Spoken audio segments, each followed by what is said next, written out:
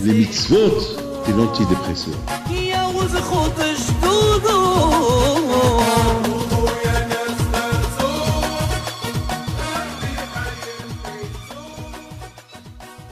Birshut Moray et Rabotai, nous sommes en plein fête de Hanouka. J'arrive ce matin de New York et lorsque l'avion a atterri, il a atterri dans le brouillard. Mamache dans le brouillard. On ne s'est même pas rendu compte qu'il a atterri. Parce qu'on voyait rien du tout. Brouillard, mamache, ananim. On voyait rien. Et c'est pas la première fois que ça arrive. Bon, bien sûr que ça donne à réfléchir, parce que je me rappelle, une fois, je suis parti du Brésil en Argentine. C'est l'époque que j'ai connu les parents de Rav Yitzhak Saban. Et je me rappelle très bien qu'on est arrivé en Argentine, et après, on a vu qu'il a fait un tour, il continue encore à voler. Et c'est là que le capitaine il a dit que je suis désolé, on retourne au Brésil. On arrive à Buenos Aires, en Argentine, et il dit on retourne. Parce qu'il y avait du brouillard, ils ne pouvaient pas atterrir. Parce qu'ils ne sont pas équipés avec des ordinateurs, avec des machines pour pouvoir atterrir dans le brouillard. Ça, c'était il y a une vingtaine d'années. Bon, aujourd'hui, non. Aujourd'hui, l'Argentine essaie de s'améliorer. C'est plus comme avant. Maintenant, là-bas aussi, je me rappelle que cette année aussi, l'avion a pu atterrir dans le brouillard. Donc ça va, on peut vous faire confiance. Donc, maintenant, ce que j'ai remarqué ce matin, j'ai dit, tu vois, David, l'avion, il a atterri dans le brouillard. Et l'avion, même une fois qu'il a atterri, on ne voyait rien du tout. C'est-à-dire, de la fenêtre, on voit comment le pilote, comment il va. Donc, bien sûr, il y a un GPS. Il y a bien sûr des radars. Donc, aujourd'hui, c'est plus comme avant. Et je me suis dit, David, tu vois, combien la Torah, elle est importante. La Torah, c'est la lumière. Tu peux être dans l'obscurité, tu peux être dans les endroits les plus noirs, où il y a une obscurité totale au niveau spirituel. Et lorsque tu as la Torah est claire. La Torah, elle te guide. La Torah, c'est le GPS. Elle te montre où aller, où ne pas y aller. Mais n'oubliez pas que le Tzara est très fort. Le Tzara, il peut vous tromper. Il peut même vous dire des choses qui sont Da'at Torah. Il peut vous dire, ça c'est Da'at Torah. Et c'est pas Da'at Torah. C'est pas Da'at Torah. La vraie Da'at Torah, c'est lorsqu'on étudie la Torah Be'emet. Maintenant, on peut voir maintenant ce que le Bah, Alav Shalom, dit. Qu'est-ce qui s'est passé exactement à l'époque des Hajj Monaïm? Qu'est-ce qui s'est passé? Quoi, à l'époque de Beth Amikdash? Quoi, Am Israël, ils tiennent nous? Am Israël, presque, ils sont tous devenus des Grecs. Qu'est-ce qui s'est passé? Pas possible. C'est pas possible, tu vas que le Kohen de Gadol, 3 fois par an, tu vas au Beth Amikdash, et 3 fois par an, tu vois le Kohanim, enfin, chaque fois que tu montes à Yerushalayim, tu apportes un sacrifice. Et c'est pas possible. Qu'est-ce qui s'est passé? Pourquoi ils sont tombés au niveau spirituel? Et le Bah, il explique, Shintrash Lomé Avoda. Ils se sont affaiblis dans la Avodat Hashem. S'affaiblir dans la Avodat Hashem. Alors moi, je vous dis quelque chose. C'est quoi s'affaiblir dans la Avodat Hashem? C'est quoi l'impact de s'affaiblir dans la Avodat Hashem? C'est quoi la Avodat Hashem? La Avodat Hashem, c'est la conviction de la prière. Lorsque quelqu'un y prie, il n'a pas la tête en l'air. Il n'a pas la tête en l'air. Mais je vous donne la parole d'honneur. Celui qui a la tête en l'air dans la prière, c'est que de là, 100%, au niveau spirituel, il va tomber. Il tombera. Parce que les moments les plus importants où l'homme il est devant Kadosh Baruch Hu, c'est pendant la prière. Alors si dans la prière, l'homme il ne sent pas Kadosh Baruch Hu, et sa tête elle est en l'air, alors même dans l'étude de la Torah, sa tête va être en l'air. L'étude de la Torah, ça ne va pas être avec enthousiasme, elle ne va pas être avec amal, ni rien du tout. Elle va pas être... Il dit le bas que la raison pourquoi il s'est passé que les Grecs, ils ont réussi à s'infiltrer en Israël, chez les Juifs, et faire ce qu'ils ont fait, c'est parce que Nitrash Lomer Avoda. Ils se sont affaiblis dans la Avoda. Vous savez, cette semaine, j'étais à New York. Il y a une femme qui vient chez moi. Mamache, je vous donne un parole d'honneur. Pourquoi des fois je vis des situations, des familles qui vivent dans la contradiction totale. Bon, Hachem, nous on a une tête qui est claire. On sait moi je sais ce que je veux dans la vie. Je sais qu'est-ce que Hachem veut de moi. Enfin, je sais, attends. Par exemple, vous savez, pour conduire une voiture, il faut avoir un permis. Non seulement un permis, mais il faut savoir conduire. Il faut que ta tête, il faut savoir quand s'arrêter, quand ne pas s'arrêter. Il faut prévoir là-bas. Et si je cours, peut-être il y a un fou qui va pas s'arrêter. Il faut tout mettre en calcul. Moi, le plus grand nez de ma vie que j'ai eu, c'était lorsque j'étais en Angleterre. Et il y avait le feu était vert. Je conduis. À un moment donné, j'ai dit, j'ai ralenti là. Je vais ralentir. Et pourtant, il n'y avait pas de feu rouge. C'était le feu vert. C'est de l'autre côté qu'il y a le feu rouge. Mais parce qu'on ne voit pas les voitures, j'ai dit, il y avait 2 immeubles, j'ai dit, je ne cours pas. Je vous donne la parole d'honneur. J'ai ralenti, et en voulant continuer, il y a un semi-remorque, un car, un camion de presque de 20 mètres, je ne sais pas quoi. Il a couru, il ne s'est pas arrêté. Et j'ai dit, tu vois David, ça veut dire, Hachem Ishmor, à Kol Paim Rabotai, c'est Menachamaim. Toujours, je prévois. D'ailleurs, je vous déconseille de me prendre en voiture chez vous, avec vous. Ah, je vous le dis, je vous déconseille. Parce que, sur tout le chemin, je vous dis, ralentis, fais attention. Bémet, vous demandez à tous ceux qui me prennent à gauche, même au taxi, je lui dis ralentis. Même au taxi, je lui dis, fais attention. Je suis comme ça. Je suis comme ça. Je suis comme ça. Barabotaï, la Torah, elle apprend à la personne comment vivre. Elle t'apprend comment vivre. Comme cette semaine, par exemple. Il y avait une femme que je vois tout le temps. Elle est en plein divorce. Mais qu'est-ce qu'elle m'annonce? Elle m'annonce qu'elle a connu quelqu'un.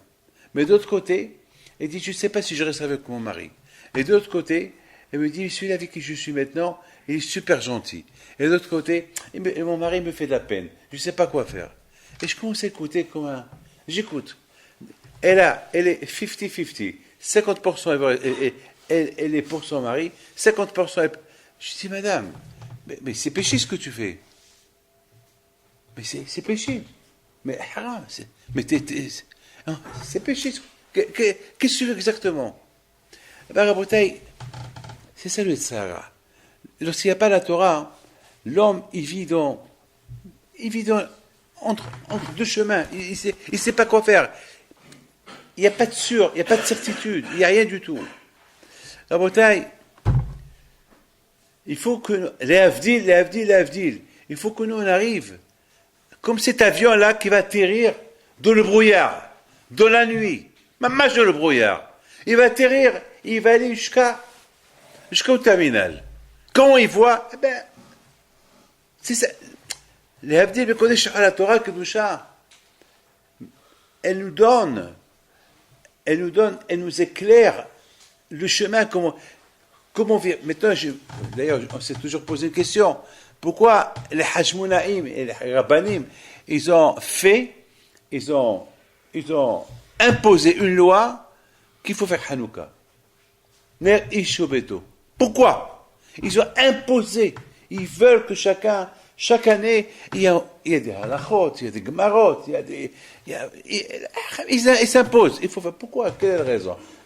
Pourquoi? Vous savez, tous les miracles qu'on a vus dans la vie, pourquoi on fait des fêtes, pourquoi avec tout ce que j'ai... Moi, David Pinto, dans ma vie, j'ai échappé à la mort pas mal de fois. Est-ce que je fais une fête? Maman, j'ai échappé à la mort pas mal de fois. Est-ce que j'ai fait une fête?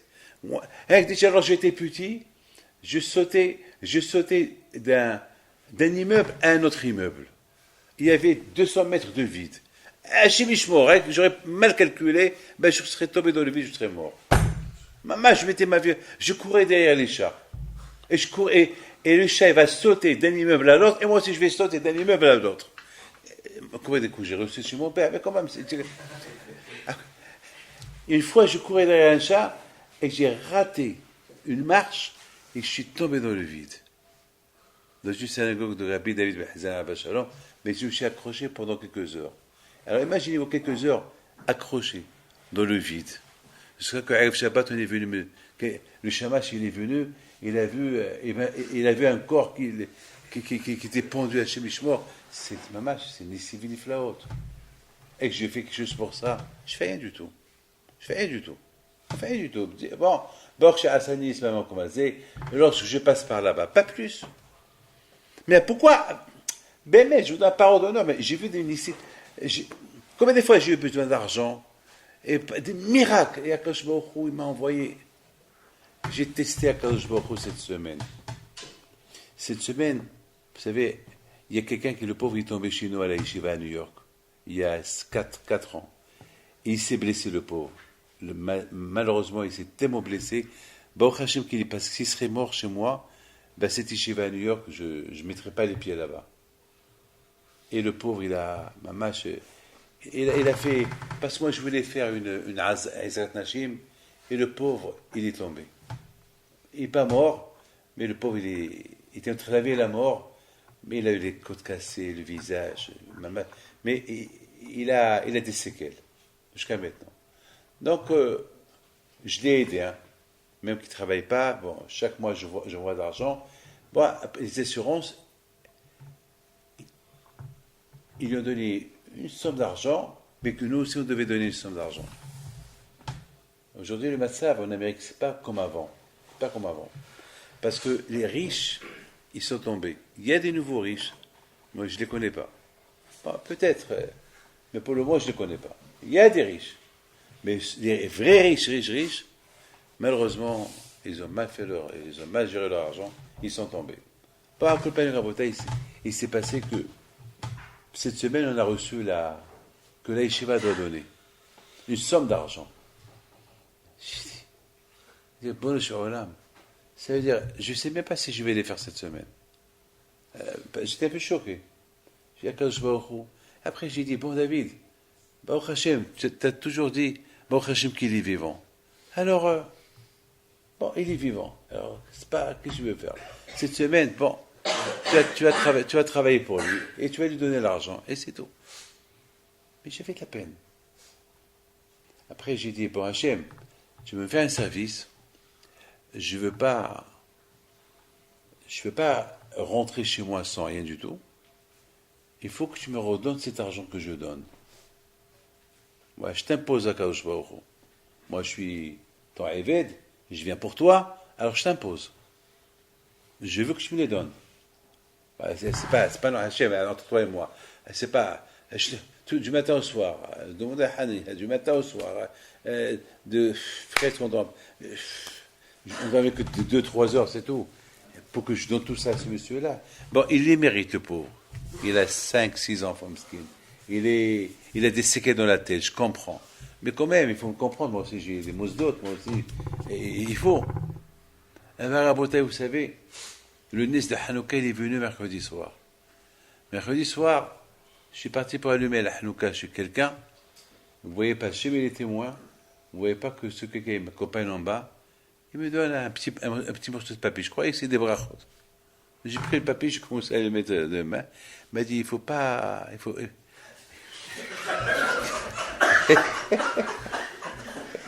m'a dit, il m'a dit, faut pas, c'est pas du papier, c'est un chèque. Ah bon? Oui, c'est un chèque.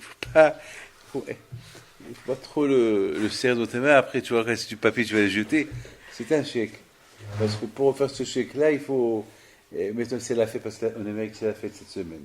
Jeudi, vendredi, samedi, dimanche, jusqu'à lundi. Donc, il ne faut pas. Ah bon? Bon, j'ai même pas imaginé ce qu'il y a dedans. J'arrive à la yeshiva, je les mets sur la table. Je dis, j'ai dit peut-être $200, $500, $1000, je sais pas mal. La barabotaille, c'était le chèque, presque le chèque que j'ai donné à ce monsieur-là. Je l'ai appelé, je dis, après j'ai vu, mais Evat Pinto. Je l'ai rappelé, je lui ai dit, vous n'êtes pas trompé des zéros? Je lui ai dit, je ne vous êtes pas trompé dans les zéros? Il m'a dit, non, je ne me suis pas trompé. C'est ça, j'ai pensé vous donner ce chèque-là aujourd'hui. J'ai dit, très bien. C'est ça le Nes de Haz. C'est ça Kadosh Baruch Hu.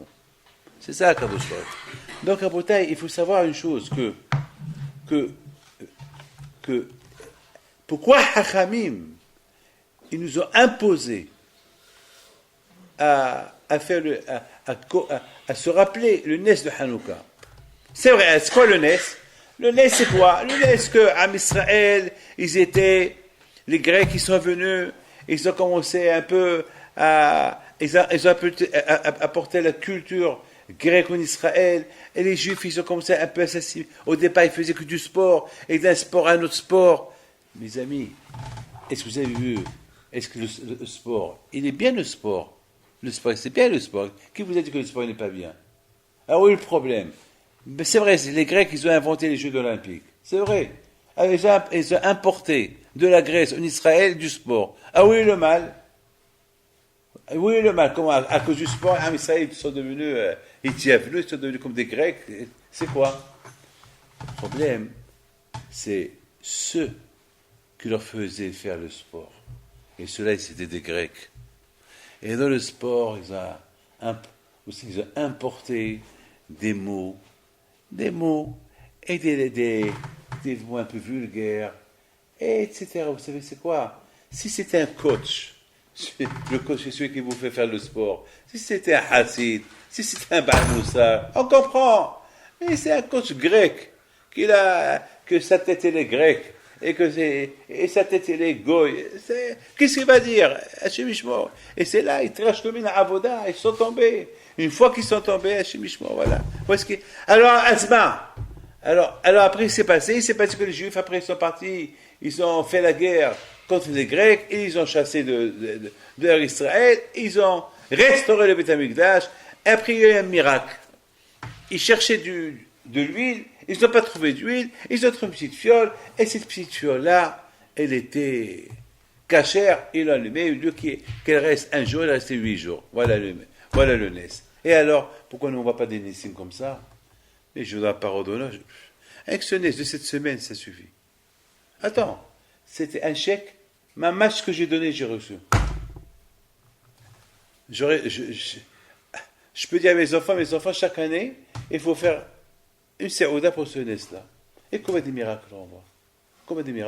Et combien. Vous savez, une femme, dans l'ultrasound qu'elle a fait, ils ont vu un enfant défiguré. Elle était enceinte d'un enfant, Hachem Ishmor, qui fait peur. Maman, ils ont dit qu'il faut l'enlever tout de suite. Mais le problème c'est que je ne savais pas quoi faire. Même maintenant, j'ai un grand dilemme aujourd'hui. On m'a mis une femme entre la vie et la mort. On me demande. Alors, je dis les rabbinim. Mais les rabbinim, ils disent il faut l'enlever. Il faut qu'elle fasse l'opération. Mais si elle enlève, elle n'aura plus d'enfants. Elle a une seule fille. Et si elle le laisse, c'est 100% elle va mourir. Si elle enlève,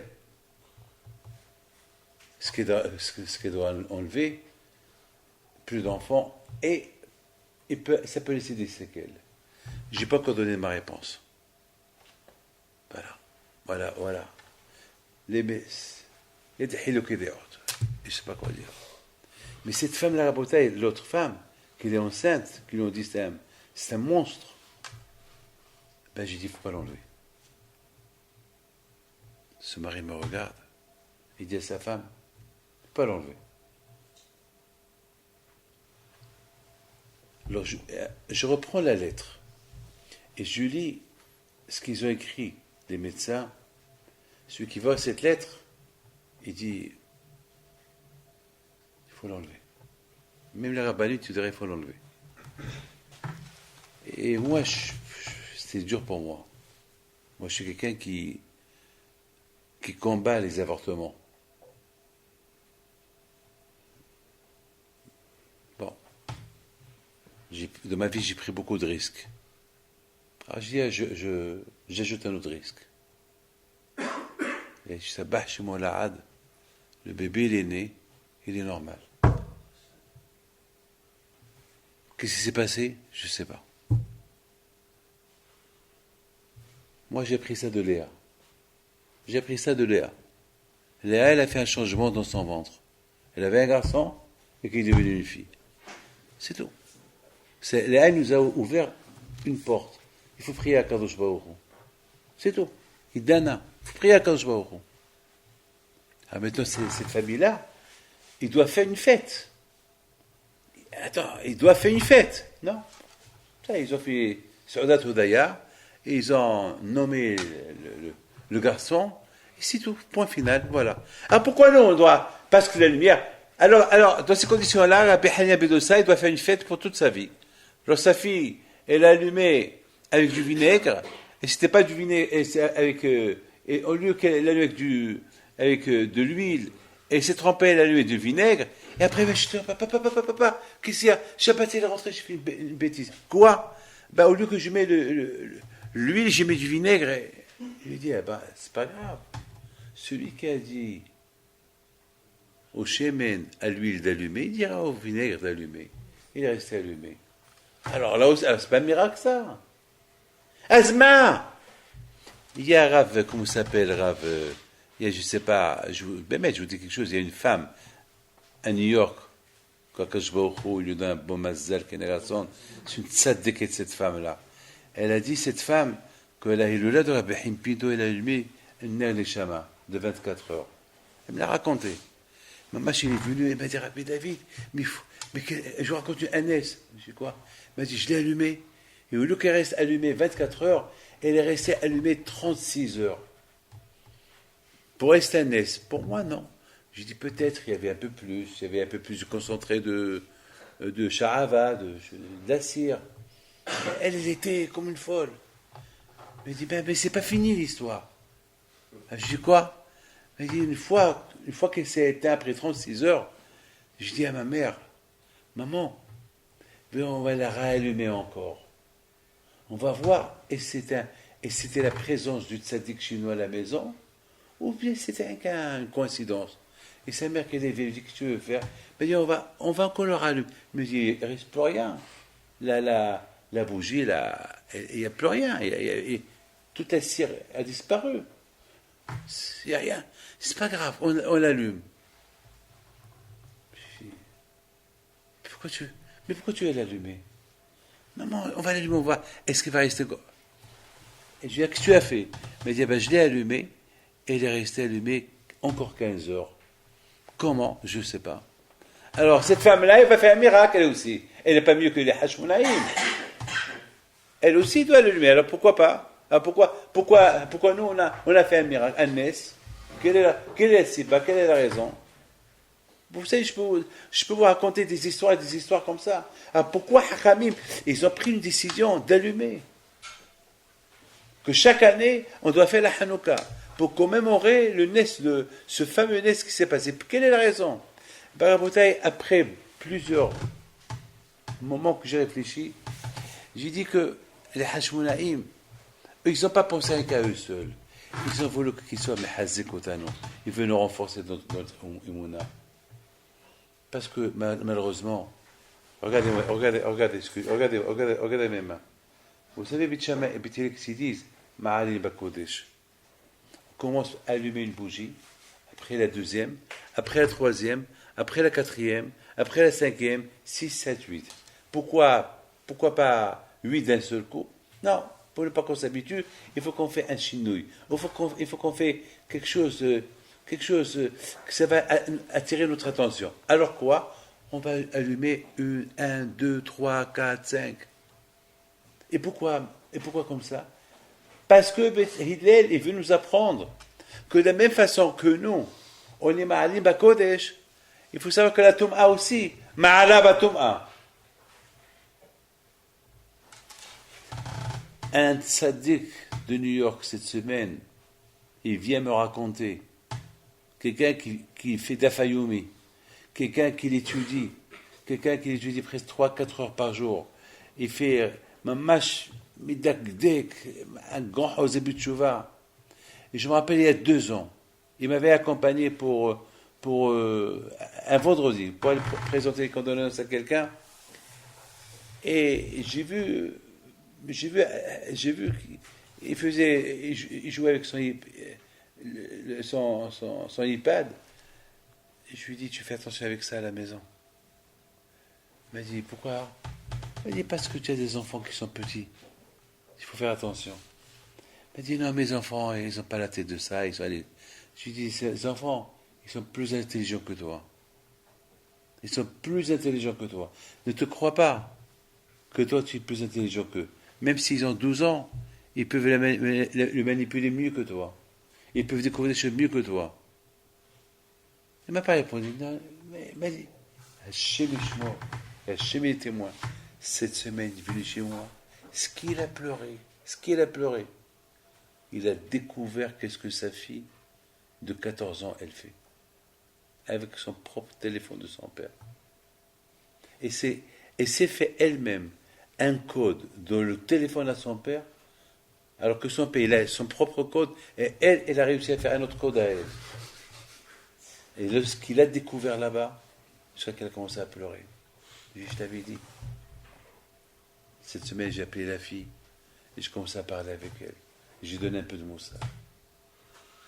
Raboutaï, de la même façon que nous, Ma'alim Bakodesh, vous croyez que le Satan, il n'a rien à faire? Vous croyez que lui, il a les mains croisées?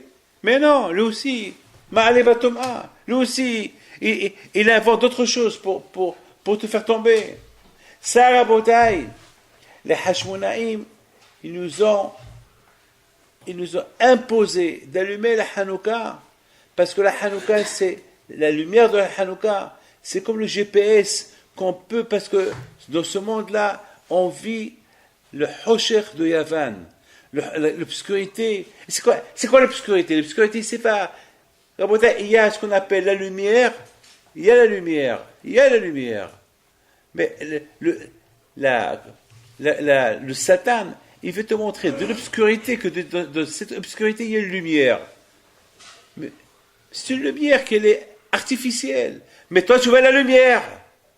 Dès que l'argent, c'est bien l'argent. L'argent, c'est la lumière. Mais lorsqu'on fait des choses sales avec l'argent, donc Hachem Ishmo, tu es en plein recherche, en pleine obscurité. Les Hashmonaïm, ils veulent nous rappeler, rappelez-vous, comment ils sont venus chez nous, les Grecs, au départ. Ils sont venus rien qu'avec gentillesse, avec politesse, avec amour. Ils nous ont montré, ils nous ont apporté des bonbons, des chewing-gums, ils nous ont apporté du chocolat, pour attirer notre attention. Et après, voilà, on est tombé, on s'est assimilé avec eux. Les Hashmonaïm, ils veulent qu'on se rappelle, dans toutes les générations à venir, qu'on est dans le danger. Que dans chaque génération, il y a les Grecs qui arrivent. La culture grecque, elle arrive. On a besoin de la lumière, la Torah, qu'on puisse vivre dans ce monde qui est obscur, de ce monde qui est la qu'une majorité du monde, c'est Hosher, et nous, avec eux, on vit avec eux, mais nous, il faut qu'on atterrit bien, il faut qu'on monte bien, il faut qu'on décolle bien, il faut que tout ce qu'on fait, il faut qu'on éclaire notre vie dans l'obscurité où on se trouve. C'est ça, Rabotaï, le Nes de Hanouka. Be'ez Hashem, vous êtes tous au courant, vous êtes tous le Ner Ish Beto. Il y a beaucoup de soubiotes. Ner Ish Beto. Alors moi, je me suis posé une question. C'est quoi Ner Ish Beto? Voilà, c'est des halachot. Ner Ish Beto. Mais c'est quoi Ner Ish Beto? Ner ish. Ish, c'est l'homme. Beto, c'est le corps. C'est quoi? Où est ma maison? Ben, c'est mon corps. Où je réside? Dans mon corps. Ner ish bebeto. Si tu veux vivre dans ce monde-là, toi, monsieur, toi, ish, il faut ner. Ki ner mitzvah vetorah or. Il faut la Torah. S'il n'y a pas la Torah, ton corps, ta maison, elle sera détruite. Ve'asu li mishkan, v'shachanti betocham. Beto, c'est le mishkan. Le corps humain, c'est le tabernacle. Pour une résidence de Hakadosh Baruch Hu. Il faut ner. Il faut savoir, il faut ner. Et dehors de la maison, et à la maison. La bouteille, c'est tellement. Je vous dis quelque chose.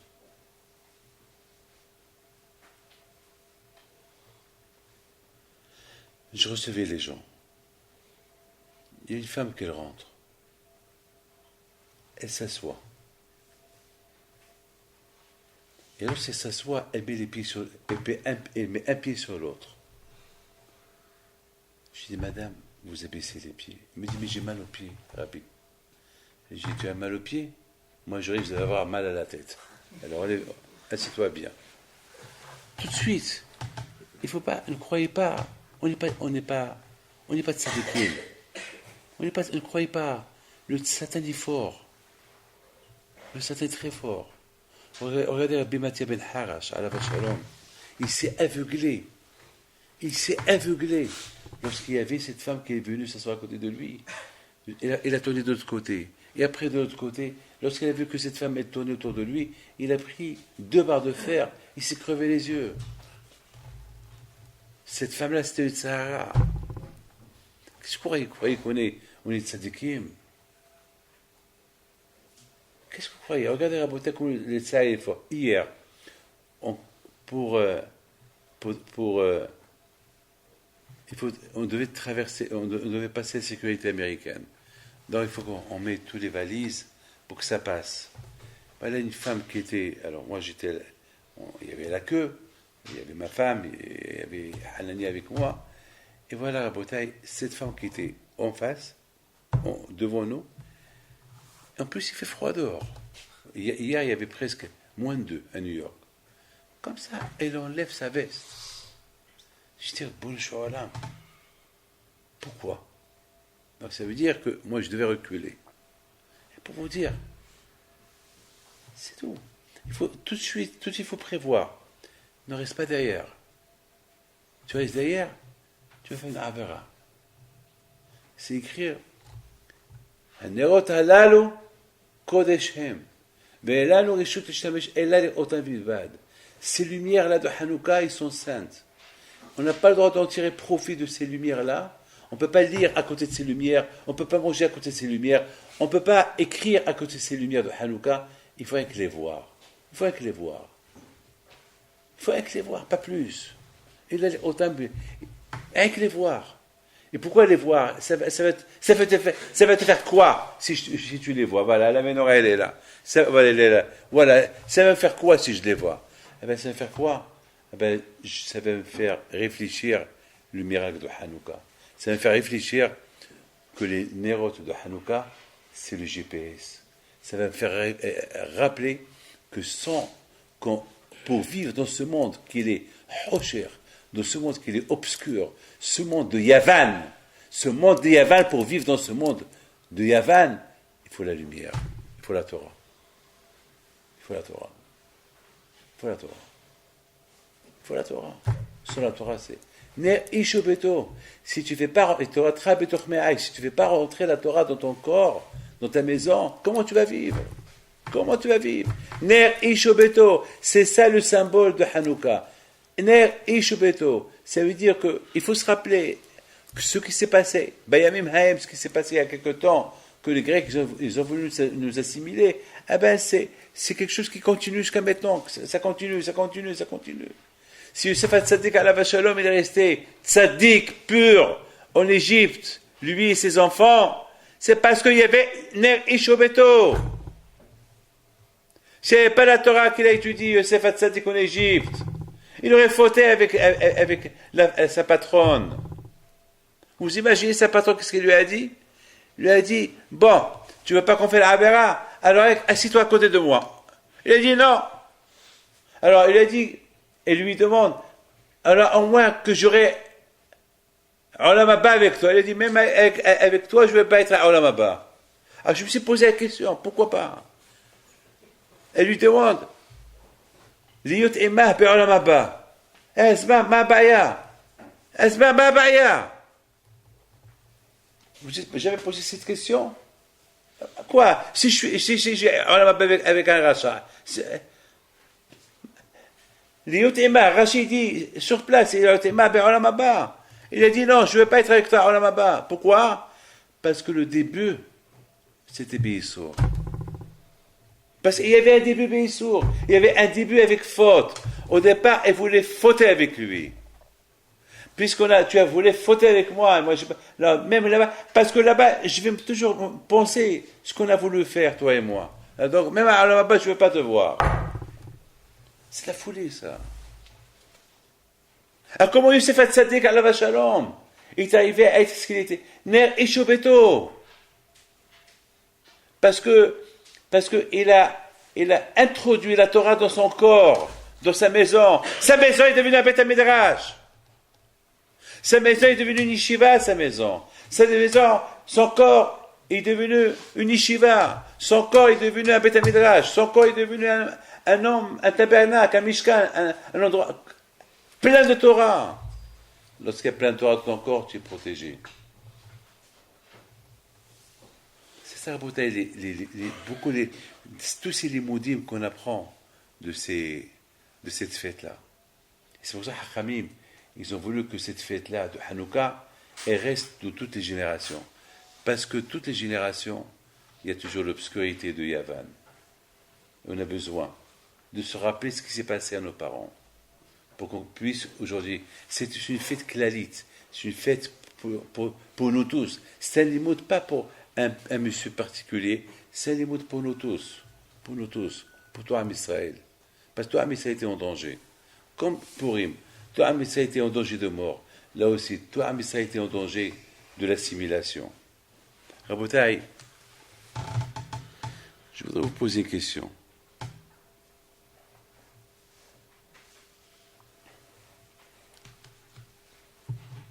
Lorsque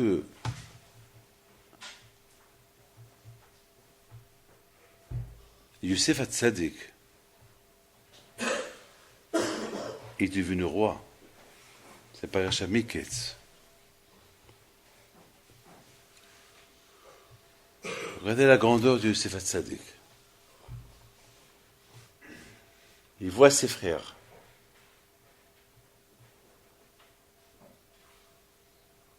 Eux aussi, il les reconnaît. Eux, ils ne le reconnaissent pas. Rachid dit parce que avant, il n'avait pas la barbe, et maintenant, il a la barbe. Eux, ils avaient déjà la barbe.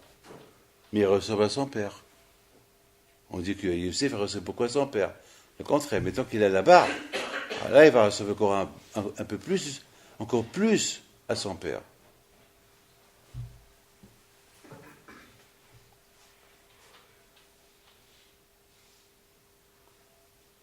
Pourquoi ils ne l'ont pas reconnu? Je ne comprends pas, moi je ne veux pas reconnaître mon frère, moi, même si je ne le vois pas longtemps. Je ne sais pas, moi, surtout s'il ressemble. Il y a beaucoup de gens qui me disent je ressemble à mon père.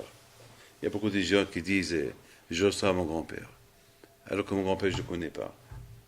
C'est vrai, on se ressemble. Ouais. Youssef, il paraît qu'il ressemblait physiquement à son père. Lui, il les reconnaît, et eux ne le reconnaissent pas. Pelle et plein. C'est dommage.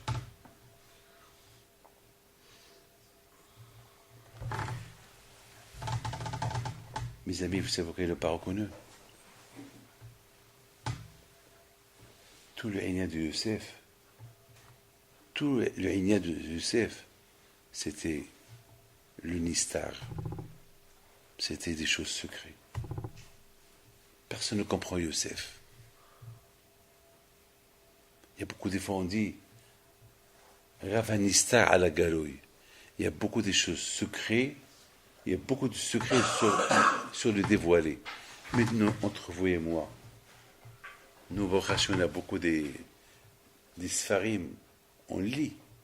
Ça, c'est ce qu'on appelle c'est la Torah écrite. Mais il y a la Torah secrète. Il y a les sodotes de la Torah. Youssef Hatzadik alav Shalom. Vous imaginez, Rabotai, Youssef Hatzadik, tout seul en Égypte, 22 ans, si je ne me trompe pas, il est resté en Égypte. Un tzaddik comme Youssef, et qui ressemble à son père. Et tout le monde sait qu'il ne mange pas la viande. Tout le monde sait qu'il est tzaddik. Tout le monde sait qu'il était Nahar Evri.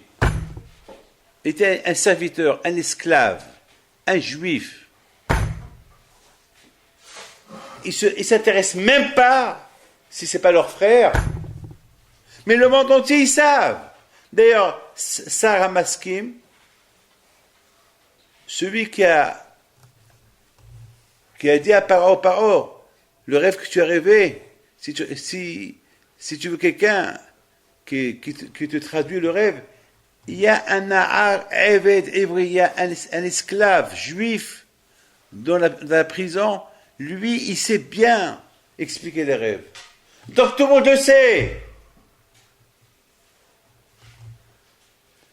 Et il a marié Osnat, qui était la fille de Dina, une tzadékette.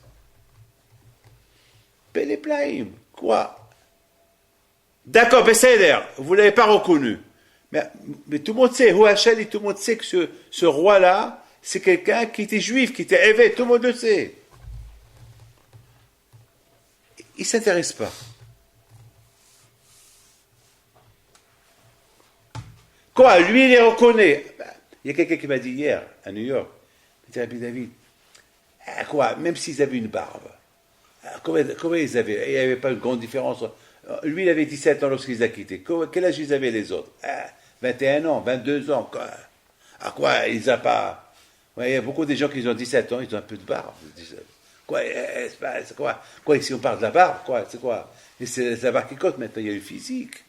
Il y a le physique, le physique du Youssef aujourd'hui, lorsqu'ils l'ont vu, c'était un physique vraiment, un physique qu'on doit reconnaître. Un physique, c'est l'image de son père, l'image de Yaakov. Il y a aussi une histoire qui circule autour de lui. Et en plus, à la bataille, n'oubliez pas qu'il faisait, à un moment donné, il poussait les gens à faire la circoncision. De là, la bataille, j'ai compris une chose. Youssef Hatzadik alav Shalom, il a su cacher son identité spirituelle. Sa kedusha a été cachée. Sa kedusha a été cachée. Khamim, ils disent que dans la parasha semaine prochaine, qu'est-ce qu'il a fait pour leur prouver qu'il est leur frère? Il leur a montré la Brit Mila. Que la Brit Mila, il n'y a que ça qu'il faut montrer. Il faut montrer la Brit Mila pour prouver qu'il est tzaddik Yisod Olam.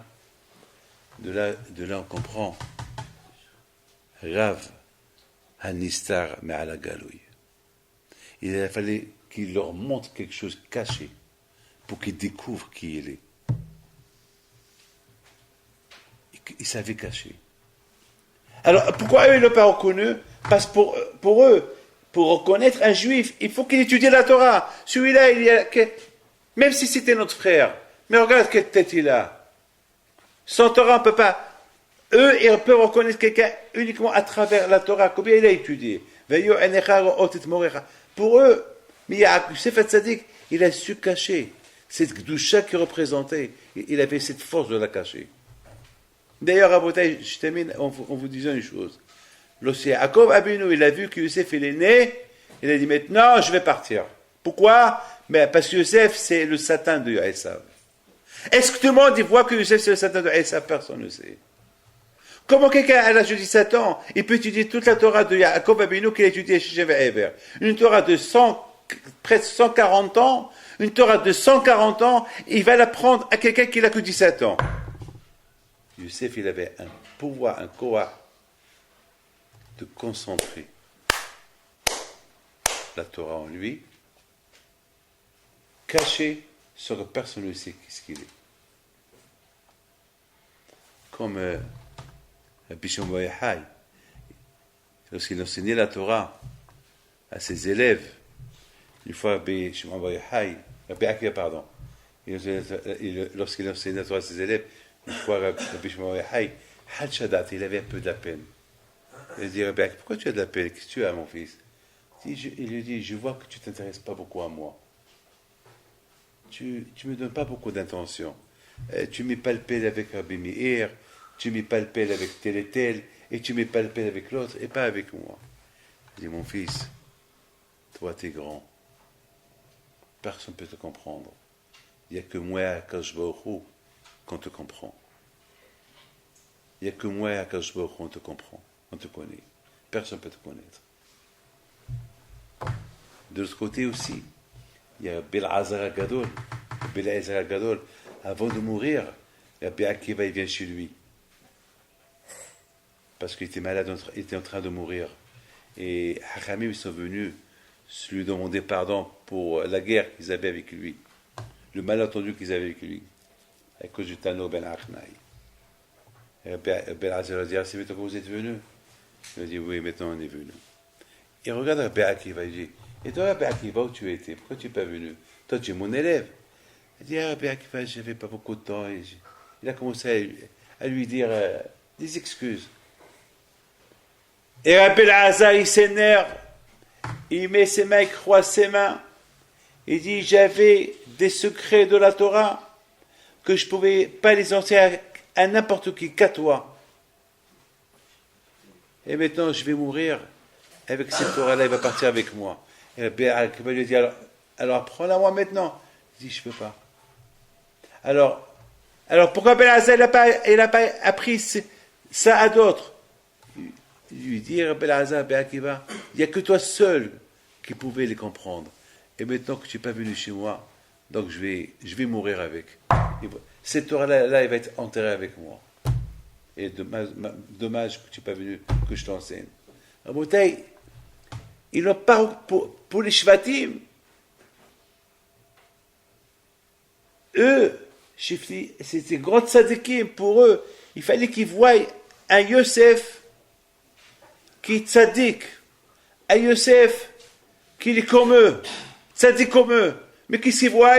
Ils voient un Yosef avec les vêtements de Malchut, les vêtements royaux. Pour eux, celui-là, c'est un Égyptien. Et même si c'est un Juif, il ne peut pas rentrer dans notre clan de Abraham, Isaac et Yaakov. Lui, il s'est reconnu. Parce qu'eux, ils n'avaient pas cette force-là de cacher leur Kedusha. Alors, leur Kedusha, elle se voyait partout. Elle était là. On la voyait. Le réol de la Kedusha, elle les entourait. Yosef Hatzadik alav shalom, il avait ce pouvoir, ce courage-là, de cacher sa Kedusha qu'on ne la voit même pas. Devant eux, pour les Shvatim, ils voient un homme. Donc, ils n'ont pas reconnu. Vous imaginez Rabotai vivre en Égypte, au lieu que la Kedusha de Yosef, elle sort de lui pour le protéger de toute cette tombe égyptienne. Yosef Hatzadik alav shalom, il avait un kouach de Kedusha. C'est pour ça qu'on l'appelle Yosef Hatzadik. Et c'est quoi un tzaddik? Un tzaddik, c'est celui qui ne voit pas les femmes. Un tzaddik, c'est celui qui est le pogem be'ot brit kodesh. C'est ça un tzaddik. Un tzaddik, il n'a pas voulu même pas être à Olam Haba avec une femme. Mais à Olam Haba, il n'y a pas d'Etzara à Olam Haba. Non. Même qu'à Olam Haba, il n'y a pas d'Etzara, je ne vais pas être avec toi. Pourquoi? Parce que dans Olam Haba, on va toujours penser qu'on a voulu faire une Abera Même qu'on l'a pas fait, mais je veux même pas cette idée-là, à Olam Haba. Vous imaginez la bouteille où il est arrivé à Youssef Hatzadik, c'est inimaginable. C'est-à-dire la bouteille que Youssef Hatzadik, c'est-à-dire que Youssef Hatzadik à la Shalom, il avait un pouvoir, une kudusha extraordinaire que lui, il pouvait concentrer sa kudusha à l'intérieur de lui, ner ish obeto. Et c'est ça la bouteille, le kouah de la menorah. Je termine. On dit hanerot halalu kodeshem ve'elanu yisheshavesh elalik otam biba. Tu les vois. Et alors, oui, mais alors tu les vois. Cette kudusha qui représente ces lumières de Hanouka, ils vont pénétrer dans ta tête, dans ton cerveau, ils vont le nettoyer, ils vont nettoyer ton cœur, et ça va cacher une kedusha dans toi, en toi. C'est un cadeau d'Akadosh Baruch Hu, les néros de Hanouka. C'est un cadeau d'Akadosh Baruch Hu. Ça, c'était Youssef Hatzadik à la Vachom. Youssef Hatzadik, c'était le premier, je termine, hein. Mais écoutez bien ça. Youssef Hatzadik, c'était le premier, et c'est la raison pourquoi c'est la paracha de Youssef, elle tombe toujours avec Hanouka. Pourquoi? Parce que Youssef Hatzadik, c'était le premier qu'il avait ce pouvoir de pouvoir cacher sa kedusha en lui-même sans qu'elle ait vu, de nulle part. Et il a ouvert la porte maintenant on peut devenir comme lui. Maintenant, Rabotai, puisque Youssef, il était ce qu'il était en Égypte, nous aussi on peut être comme Youssef Hatzadik. Et à travers quoi? À travers Ner Ishubeto. Ner Ishubeto. À travers l'Emouna. À travers Rabotai. C'est quoi un GPS? Un GPS, c'est quoi? Il te montre la route pour aller vers Rabotai. Ha-Okshba Torah, la lumière de la Torah, elle te montre la route pour aller. Elle te montre la route pour aller. Et l'expérience, on l'a eue à l'époque des Hashmonaïm, à l'époque des Grecs, que malheureusement, on s'est tellement enfoncé dans la Touma, parce qu'il n'y avait plus d'issue pour sortir de cette Touma-là, parce qu'il y a eu un miracle. Ce miracle-là, Minat Shamaïm, ils ont fait que cette lumière-là, elle était allumée Minat Shamaïm. Ce schéma-là, cette huile-là qui est restée allumée, c'est Minat Shamaïm, c'est une lumière qui est venue du ciel. Donc, elle a purifié tous les esprits. Et le kouah de cette lumière-là, elle a tellement pénétré dans l'esprit, pénétré dans le cœur, enlevé tout le goïsme, enlevé tout ce qui est goï, tout ce qui est tamé, tout ce qui est clipa du cœur, du cerveau, pour rendre les gens purs. Dans la bouteille, chaque année, on a le mérite que cette lumière-là, elle peut rentrer en nous. Cette lumière-là, on la met à côté de la porte, à côté de la rue, pour purifier la rue. Même la rue, tu la purifies. La rue, on purifie la rue. C'est la folie à bouteille. Tu purifies la maison, tu purifies la rue, et bien sûr, tu purifies le corps. Dans la bouteille, le premier qui a fait ça, le premier à bouteille qui nous a enseigné qu'on peut concentrer la Kedusha à l'intérieur de soi-même, c'était Youssef Hatzadik. C'est pour ça qu'eux, ils ne l'ont pas reconnu. Maintenant, c'est fini.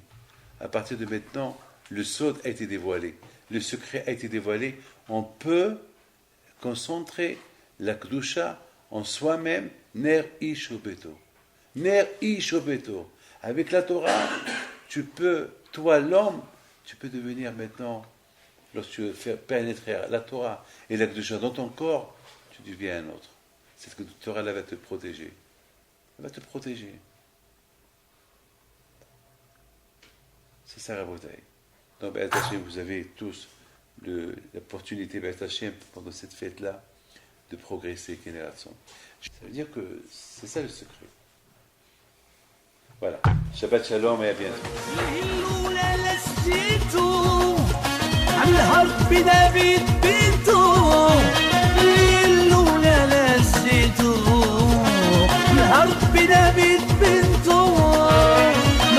العيالات صغرتو على البيدة بيت